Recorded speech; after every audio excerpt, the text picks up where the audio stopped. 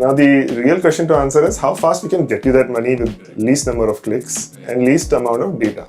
Maybe in few years. Yeah, right? So I don't have to be here. Chat GPT will just be asking you Danesh questions. doesn't have to be here. Manish doesn't have to be here. Hello and namaskar. My name is Ram Deshpande. I am the host of a new podcast series called The Lendingkart Show. In this series, we will be speaking with our leaders from Lendingkart, the people who are driving innovation and disrupting the finance industry like no other, and doing it as one team. I also recommend you to listen to our earlier podcast series, which was hosted by our colleague Kinney, where she had interviewed all our leaders. Those podcasts are available on our YouTube and Spotify channels. We take that discussion forward and get into further details of Lendingkart and the fintech industry overall. Now let's go and start the Lendingkart show.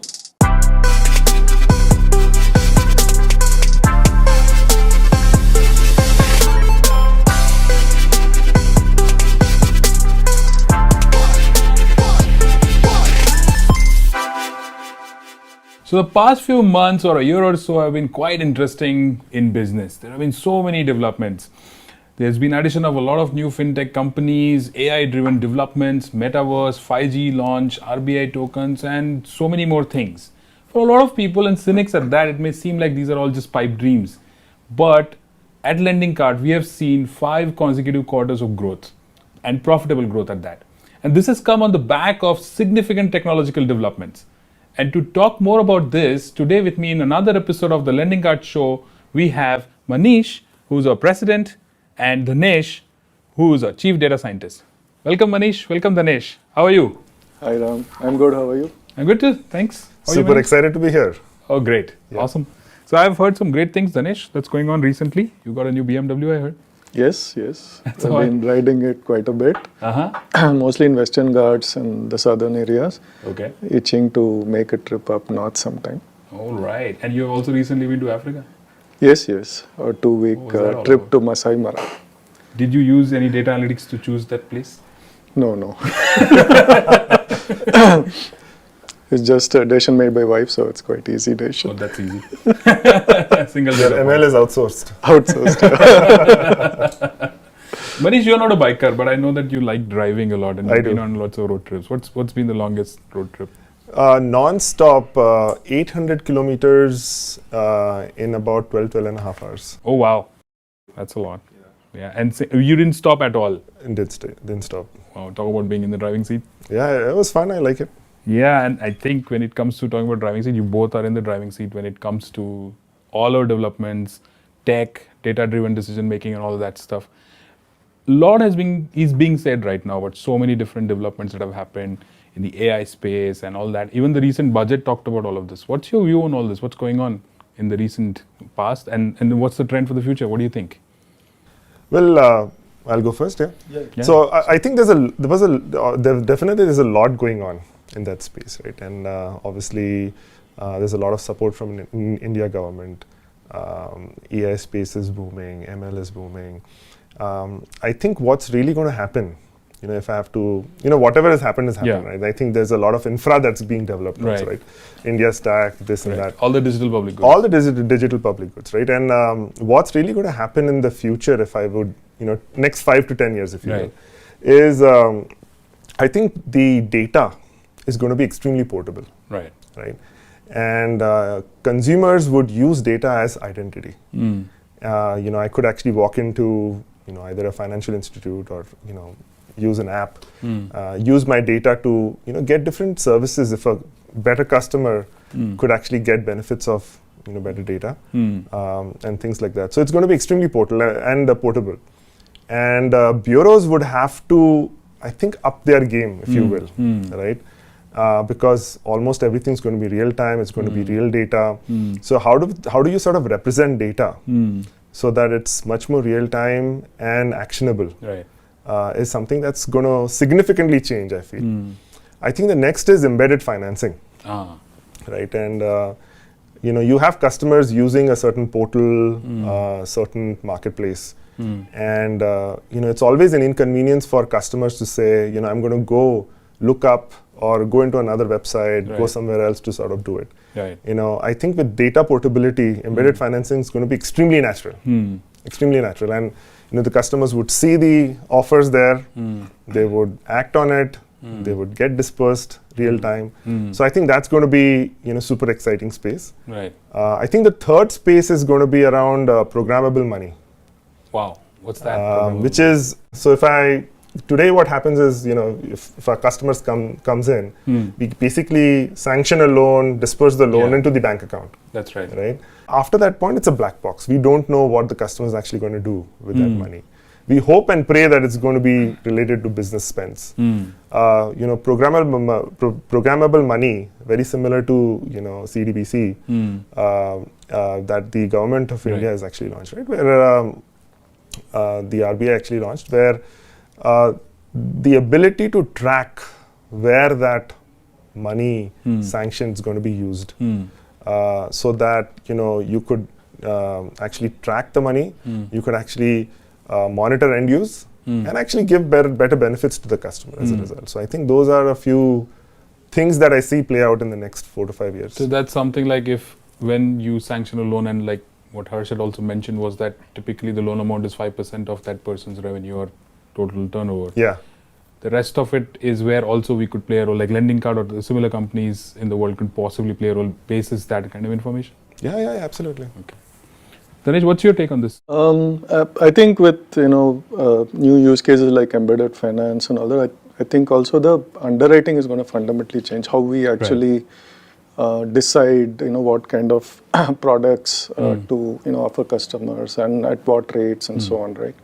I think alternate data underwriting is something that sort of anyway picked a lot of traction, but that with the data sources fundamentally changing like this, I think that will also change significantly. And of course, we are engaging digitally with all customers right now. So using advanced AI models to actually sort of make sense of some of the other information that comes, right, either through business registration proofs or any other identity information or any call interactions or chat interactions. There you're going to see a lot of AI-driven decisioning, right, which uses state-of-the-art algorithms. So taking from what Manish says, it also leads to a lot more customization of the product for the customer basis all this? Absolutely. So how far are we from somebody watching our YouTube video and in 5 minutes getting an email with the sanction of a loan? Very possible if you can easily figure out the profile of the customer, right? And their risk profile, if you're able to map that, right, you can easily find a product for them. Right. So if you're watching this video on YouTube, maybe 5 minutes later, you might just get a loan sanction from the next. But anyway, this is very interesting and very fascinating stuff because the possibilities are endless. There's so many things that are still possible. But when it comes to data and tech, one question that I had was at Lendingkart, does data lead tech or tech lead data? I know this could be a bit polarizing, but... I think when it comes to data products, or any data-centric systems, right? It could just be the search engines or recommendation systems, right? I think data sort of leading the tech and what kind of technology is required. So even just take a recommendation system, right? You need a big data processing engine, then sort of pushing that results into a more real-time store, which is sort of designed differently, right? To sort of give very fast results to a user and so on. So a lot has happened with the big data and so many different sort of technologies coming. And for AI is sort of very similar, right? So here you're doing real-time inferencing. How fast do you want to actually do that, right? That sort of decides what kind of systems you want. So for example, for Lendingkart, right, you get bureau information, bank statements. You have to do a lot of feature transformations on the fly and compute a score and a loan amount and an interest rate. So how fast can you do that, right? So technology, the kind of technologies needed is very different if you want a very fast decisioning as opposed to say maybe within a day decisioning, right? And you're talking with very fast as in within minutes? Minutes, seconds. Why not? Yeah. Wow. Manish, what do you think? Yeah, it's what came first, chicken or the egg? Right. So I think it's very similar where data is the new electricity. Oh, right? Not oil anymore. It's not the oil, it's not the stored value anymore, right? So it's always on the move. Yeah. So, and to make use of that data, you need good tech. I think customer experiences are going to be defined by the combination of good technology, good algorithms, good ML and data. So you're just scratching the surface right now. Yeah. Good thing that you mentioned customer experience, because I remember in one of our town halls you had mentioned that digital lending is the norm. And there may be a lot of naysayers about this, but I do sense that the digital savvy of our general customer base has increased significantly. Of course, there are still customers who would rather speak with you on the phone or meet, or want to meet rather, to just process a loan, for example, as a product. And there probably still be people who don't even have the access, or maybe not have the understanding of how to access certain products. How do you address this sort of mixed reality or the phygital experience, so to speak, that customers are seeking possibly? It is a mixed reality, and India is a very complex ecosystem, right? You have customers who are extremely digital savvy and who doesn't, people who've not yet used a phone. Right. So obviously, as a business, what we really have to do is be extremely precise of which segment we have to go after, and that clarity is required for you to build a product so that you can serve your customers better. Right. So for us, I think what we've said is MSMEs, obviously digital savvy, digitally banked, right? So some element of digitization is there, but our segment itself also demands a lot of, let me baat karke bolta hu, kuch acha mil sakta hai kya, right? There's a lot of negotiations that actually come into play. So obviously we are 100% digital, right? There's no manual, but there are interactions with our customers. Correct. And depending on what our customers need, we actually build for that. But at the end of the day, either it's either we are talking to the customer, or it's digital, or it's gamified. And at the end of the day, we build a journey that we're trying to sort of minimize and maximize throughput and minimize stat. I think what probably has definitely been impacted is the access, firstly. Right. And there is significant portion of India where possibly there are situations where somebody wants to have a loan and there is only one bank in the town where they're living, or a small village possibly. They get refused there and there is nowhere to go. Yeah. And that is where digital lending comes in, I guess. Yeah, don't leave, do what you're doing. Correct. The access as you called out, right? There are more than 700 million subscriptions to telecom data. Right. So access is there. The way is, I think one of the biggest points that is going to bridge that is the customer's ability to know. Access points are there. Right. So how do the customer gets educated that if they do X, they'll get access and their entire world could change. Correct. Yeah, I mean, absolutely. I think we have done so many experiments, even on our front end, for example, changing the form, change the drop down ones, that, check how that changed. And a lot of things actually have an impact.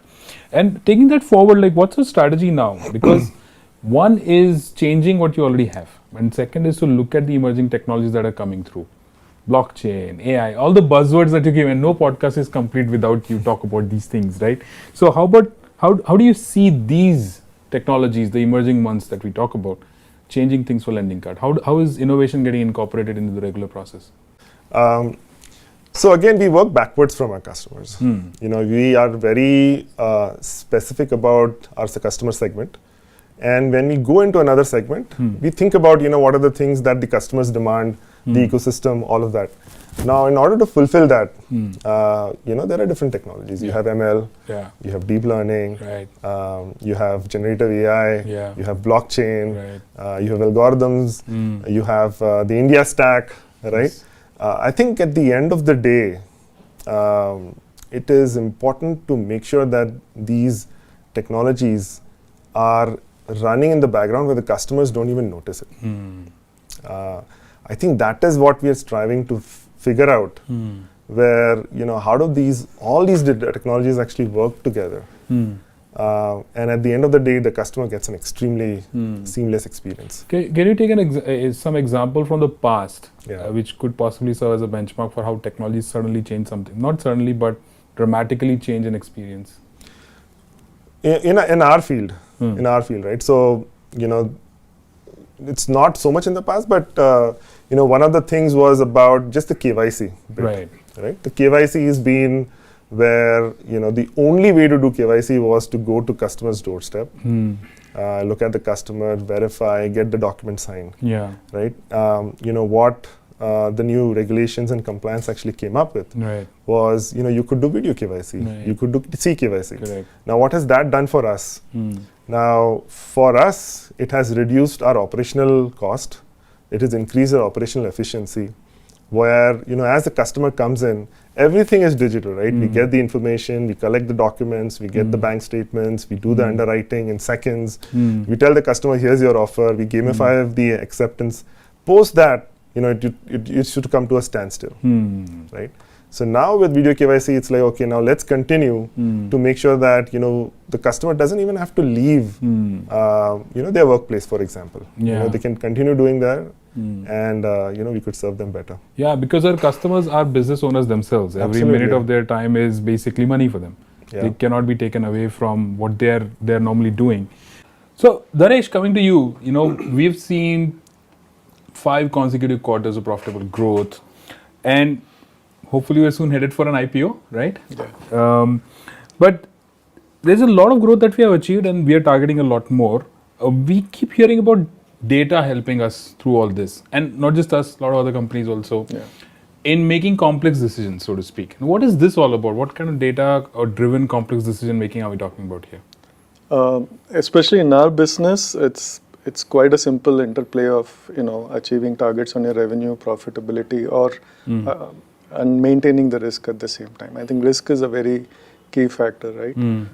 Which is also regulated, by RBI.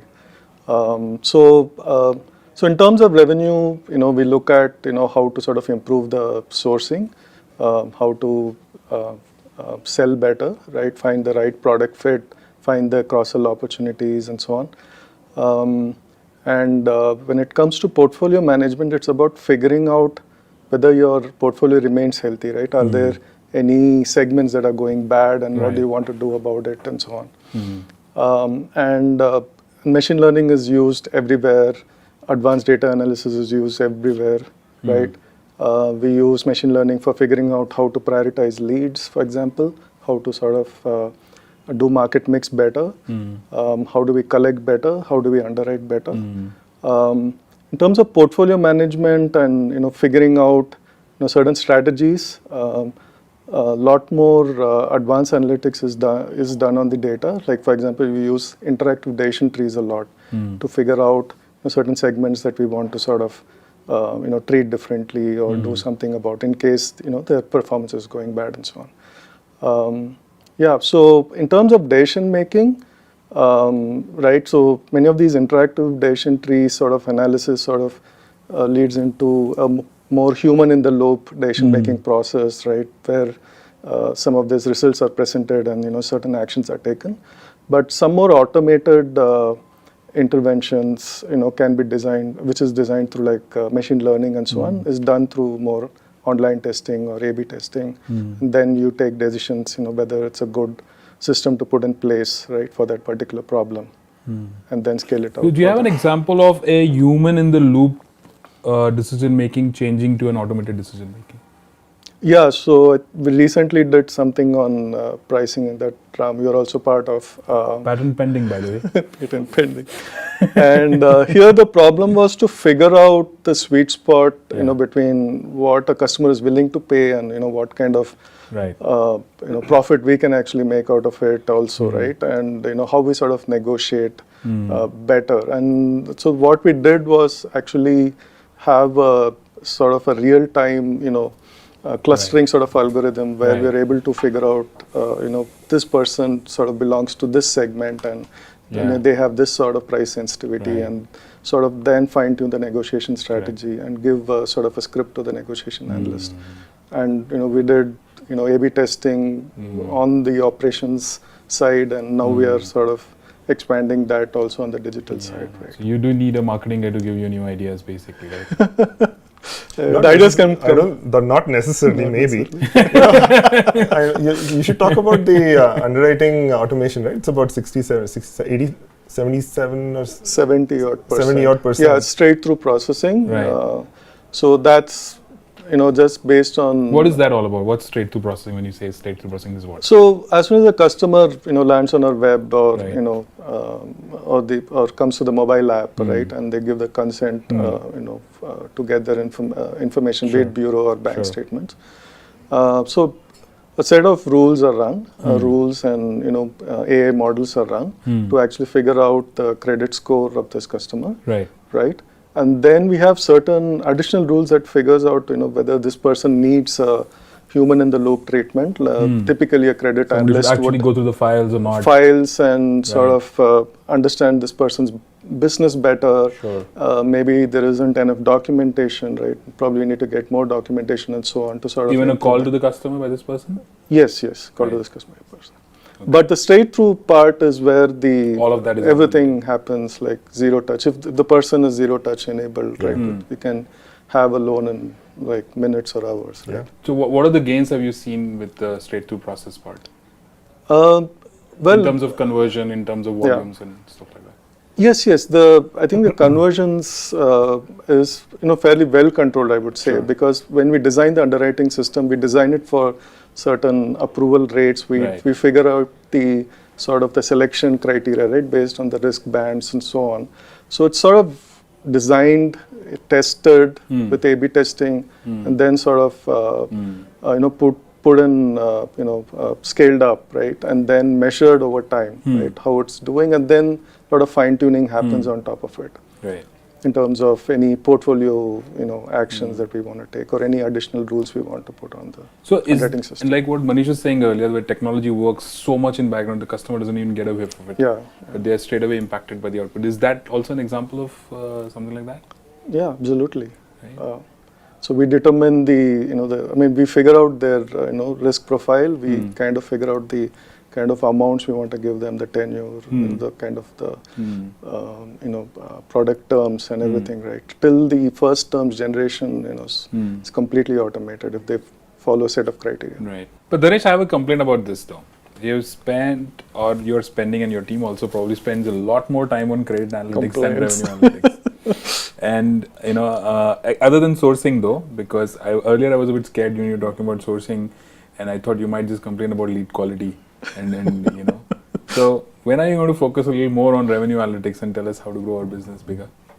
Yeah, we're already doing that. I don't know why you think we are not. He's actually complaining over here. I know. I think direct marketing is a bit of a interesting area. I think we need to focus more definitely. How to run the campaigns. Which customer segments to target. I think that'll be interesting to see, and hopefully some of the work we are doing on analyzing all the call information, the speech to text work, and kind of deriving insights out of will throw some light on how we can improve there.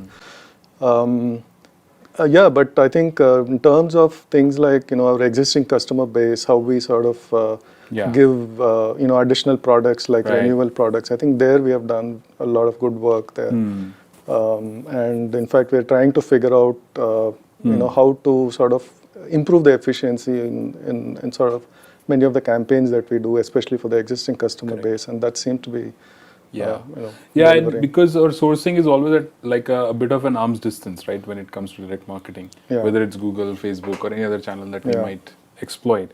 And think of it from a customer's perspective, because when we sort of give them a link to click on, and they click on it and they enter our system.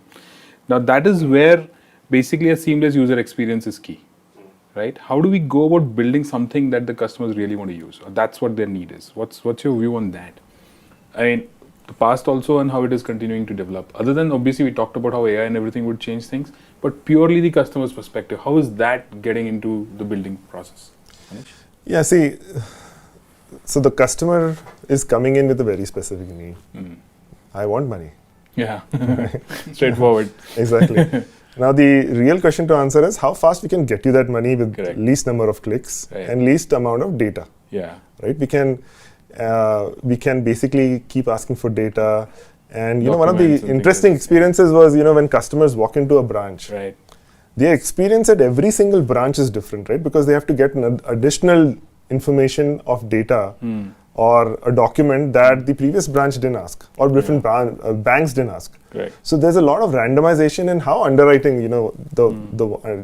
he basically just called it out, but I think it's an extremely powerful ML algorithm that Danesh's team has built, where with few clicks, you know whether this customer is something that we would back, for doing, and whether you're going to do it.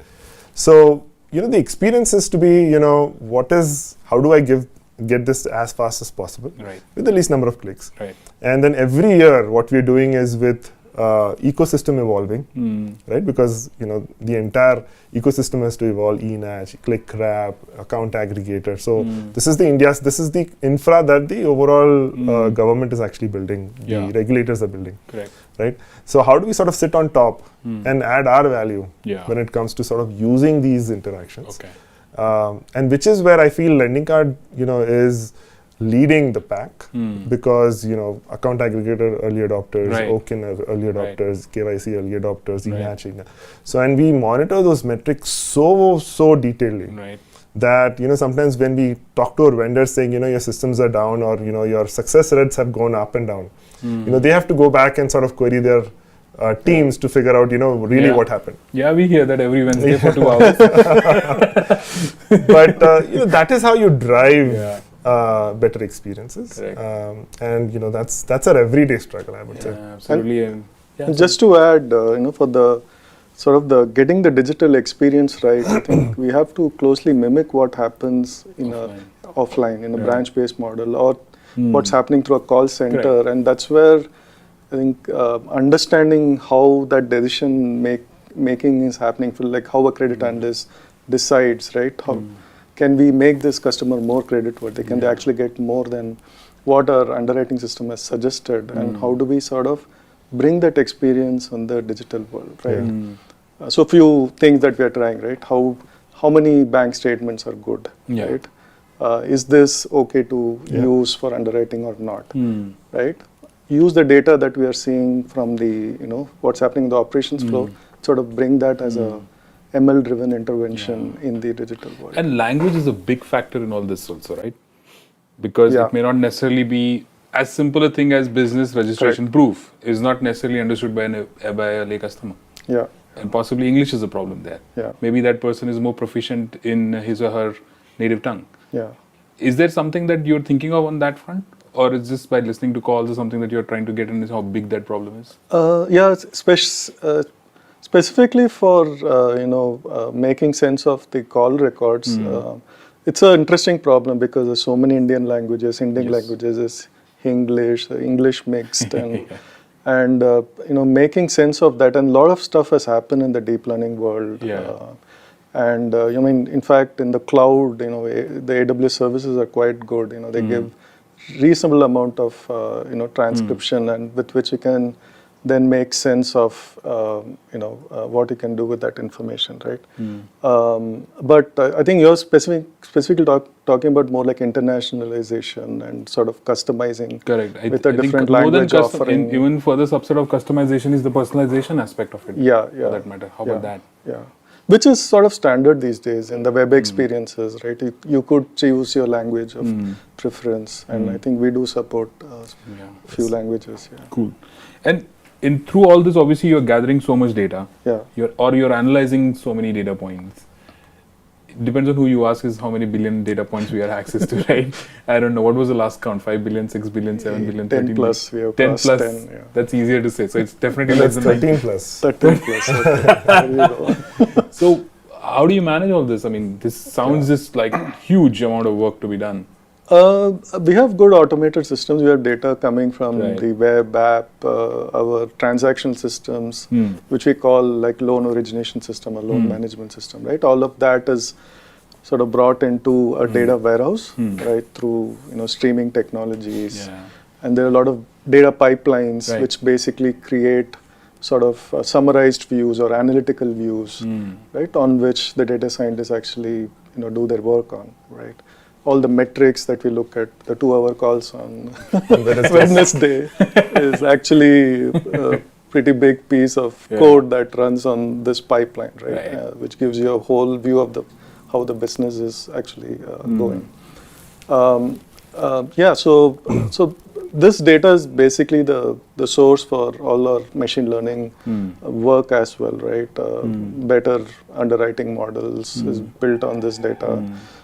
How do we monitor, the performance is again built on this data. And of course, standard data science tools are being used.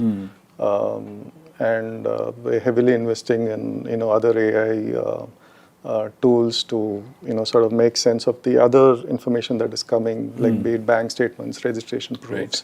How can we automate the extraction from it, right? Yeah. And sort of match with what we're seeing, from the transactional system, right? Yeah. Is there a match, for example? Similar thing you can do with call records also. Yeah. Right? And we talk about all this data analysis, and recently I had a very interesting experience. I got a call from a bank, and they said, "Do you want a credit card?" I said, "How did you get my number?" And you know what they said? "You have our fast tag." So some of the banks obviously are sitting on tons of data. Like any interaction you have with a bank or any product that you use, there's immediate cross-sell opportunity available to them. Yeah. And I think that's just phenomenal, because obviously it's a call from their side, and if I'm interested, I'll obviously say yes, but they have certain amount of information that they can utilize for their benefit, which is what brings to me the next thing, because see, a lot of times what happens is tech and tech driven development or overall development that we talk about is either solving a problem that exists and acutely at that, and affecting business on a day-to-day basis for that matter. So in a way you're solving for yesterday, and at the same time you are sort of thinking of a vision for tomorrow, like which way that this is going, and do you want to stay ahead of the pack? What is it more of, Manish? Is it more of solving for yesterday or building for tomorrow? I feel that yesterday is the bygone, right? And I think you can continue to worry about yesterday. I think it is extremely important to understand where the business direction is going to go in the next 2 years, 3 years, 4 years. There's a concept called net present value, right? And what it basically says is, if you had to invest something today, the way you would really think about that is, you would say 2 years from now, in what you're investing today, what is the overall revenue that you might get, right? You discount that revenue to today, and say, is that amount something that you can actually go after or not? Now, obviously this is just a business math. Then comes your customer experience, then comes your vision, everything. But all the enablers that all the enablers would come. But when you're planning, something that you would want to be in the next 3 years, right? Really, really important to understand how the top line and bottom line actually impact. Right. The top line impact has to be more than 10x, 15x, 100x, right? The bottom line impact, even if it's 1%, you might want to do that more than 10. So it is a very interesting balance. Generally, what you do is, you have certain portion of your resources budgeted to say, this is going to have a bottom line impact. So as your top line increases, right, your bottom line is also saving you, and that's where you make profit. And obviously, if you only focus on bottom line, who's going to get you the top line? So that's a very interesting exercise we do on a every yearly basis, right? AOP. And that's how we have bottoms up, top down, struggles. We're going through that cycle right now, right? And what are those numbers? But at the end of the day, right? It's very, very important for all of us to sort of align behind that vision. And then keep questioning each other and make it happen. So do you think we'll have many more patent applications coming through now from Lendingkart? I think we're just lazy. No, seriously. We're super lazy. We just haven't filed enough. We haven't filed enough. There's so much going on. I think so. I think we begun with the pricing engine. So we began, and after that also is a drag, right? I know you're working on that, Ramesh, right? Where is your patent? But tons of things that we could definitely protect as intellectual property and build our assets. Sure. And just to add, I think the business thinking is also sort of increase the offerings that we are going to bring to the table to the customer, right? We're thinking credit cards, we're thinking personal loan, we're thinking platforms. And I think it's just hectic. I can just tell you, it's the amount of underwriting systems you have to build, amount of ML problems that are there to solve, right? It's just immense. I think it's a lot of opportunity. Yeah. And I think all of this while we are building, we are also not just keeping in mind our customers, but also our partners, our co-lending partners, for example. Yes. And is it easy, difficult to work with them in terms of bringing in new tech or just getting them into the existing digital ecosystem? Well, it's not easy, and I think that's where the moat lies, right? So it's the difficult parts, and if you really look at it, forget dispersing loan for your own NBFC. You're dispersing loans for the other 20. Yeah. And this is not big ticket item loans. These are retail loans with an average ticket size of 6 lakhs plus. Yeah.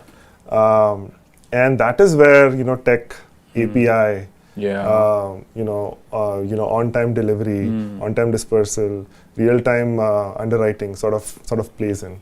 So the complexity of what we've built sometimes is very difficult for us to. And just to add, we also need to make sure their portfolio stays healthy, right? Correct. So the algorithms we have built, that's what we are gold on, right? At the end of the day, they want to still do business with us, so we need to be able to give them, good quality customers, right? So is it fair to say that because of our tech and the way we've handled our data and our partners' data, nobody's really our competitor, but everyone's a partner or a potential partner? Yeah, I think so, absolutely. I mean, Manish can... Yeah, the lines between competition and partners are extremely blurry now. Yeah, it doesn't exist probably. Right, and banks generally are used to sort of creating this horizontal infra. Yeah. And sort of providing reach. Yeah. Fintechs, smaller companies are, going after very specific use cases and creating a vertical depth. Yeah. Now, it's really, really important for, these two different horizontal capability and vertical capability to sort of work together so that, overall the addressable market, the pie actually increases. Yeah. So, and especially I think the MSME, the pot is quite big. Yeah, I think so. There's just enough for everyone. Enough for everyone. You're right. No, and then looking back inwards now, when we talk about all this, we also sometimes get the impression that tech or data analytics, etc., is an expensive proposition. There's a lot of money that goes into it. From an annual budgeting standpoint, which is the exercise that you're talking about right now, how big of an impact does money have in terms of expenditure or the investments that we are making? And how much of that is people versus other aspects of tech? It is expensive. Especially because we built everything in-house, right? We built everything in-house. It's the people cost, the tool cost, ML cost, machine cost. It is expensive. Overall, I would say it's about 45% of the overall budget of the company. Wow.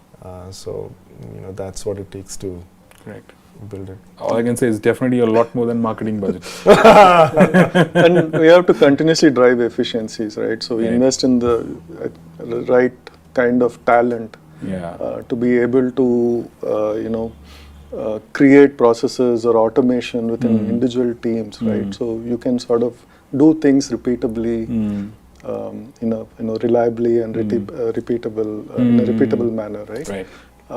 And tools also, investment in tools also sort of helps with that, right? But I think that is the challenge. So since, especially this business is quite razor thin when it comes to margin, so you'll have to be really, really efficient. Correct. You're probably lending 100 rupees and making 2 or 3 or 4 probably. But you bring up a good point regarding talent. And this field especially has seen a lot of attrition, right? I mean, a lot of people switching jobs and frequently at that. How do you deal with that? Because there's a lot of investment also happens in people, like you said. So how do you, I mean, I know for a fact that at least last year we have been able to reduce attrition significantly. Yeah. And us, it's getting an award for that for sure. Yeah. But what's your view on attrition and possibly attracting new talent? You want to go first with your... I think a lot goes to branding, and I think thanks to you, you also have helped a lot in that. And also I think we built a good team now. I think once you build a small or a reasonable sized team, a good talented team, I think then it's sort of like a multiplier effect. You can get in more people from your networks, and and also sort of if we market ourselves well, right? Sort of show all the good work that we're doing, people will definitely join us. Nice. In terms of actual attrition, it's about building that culture of innovation or giving the opportunities to the people we hire. And I think that's the great thing about Lendingkart, right? You have direct access to Manish and Harsh, and you can put forth your ideas and sort of get it in the system and actually see it work.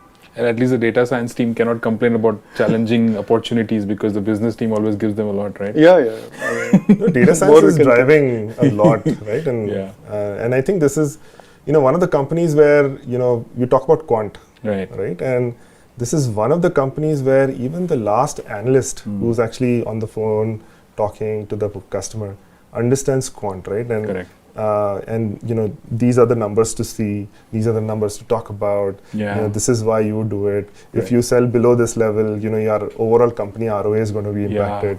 So it is at an extreme level right now. And when engineers, data scientists actually see the opportunity of what they can actually drive, it's very exciting. Correct. So I think that's sort of helped us to retain more talent. Right. Cool. And you were right, because sometime back I was in Ahmedabad and I was just sitting with some of team. I was fairly young, like 3-4 years in the company probably, and overall career experience maybe. And they were so quick with Excel and isme 2 paisa idhar ho gaya to 3 paisa wahan pe jaye. What the hell's going on? Because in previous years when I was in advertising, I was the quickest in Excel over there.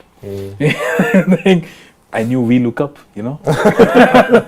but here I'm like the slowest. When it comes to Excel. So phenomenal, because our teams have so much going for them in terms of what they can achieve, and the larger purpose that is getting solved here is phenomenal. We don't want to end because we're towards the end of the podcast now, but what I want to talk about is the one thing that has just sort of taken a lot of people's interest, is Chat GPT. All this data, AI or tech or ये सब मिलके पता नहीं क्या नया बन गया, and some really big companies are sounding out red alerts. Yeah. Large language models. What is this, and what do you think about Chat GPT? What will happen 50 years from now? I don't know about 50 years from now, but this podcast could have been powered by Chat GPT. Maybe in few years. Right? So I don't have to be here. Chat GPT will just be asking you Danesh doesn't have to be here. Manish doesn't have to be here. We just train it on all that we have said. Right. And It's scary. Oh, wow. 50 years, I think he has a better idea. I don't know. I can. Okay. What about you? So 50 years, right? So I'll. So that question sort of reminds me of.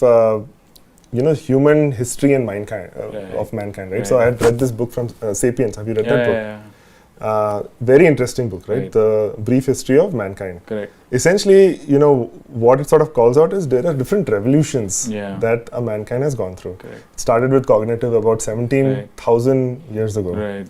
Then came the agricultural revolution. Then came the scientific revolution. Then came the industrial revolution, right? So, another information.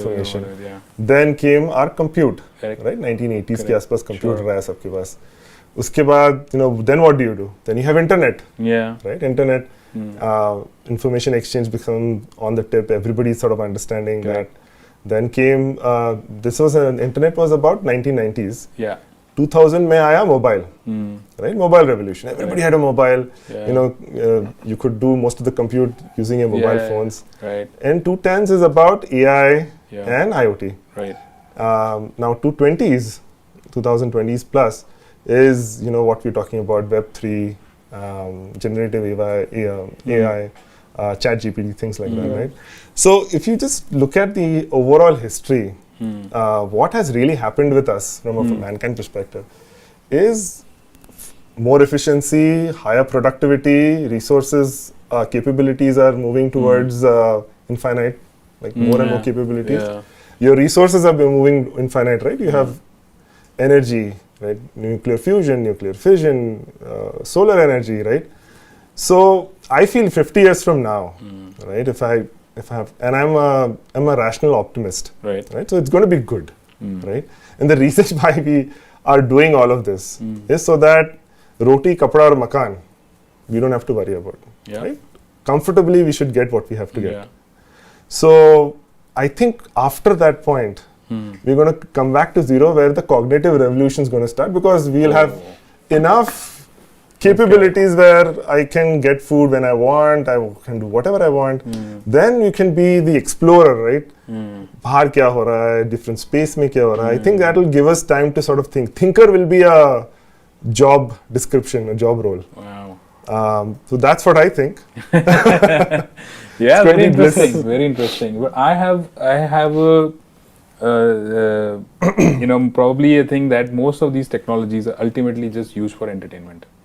Like we have done about IoT and all that, and we have fridges being enabled with internet now. Yeah. And all that, right? So I bought one. Yeah. We put it at home.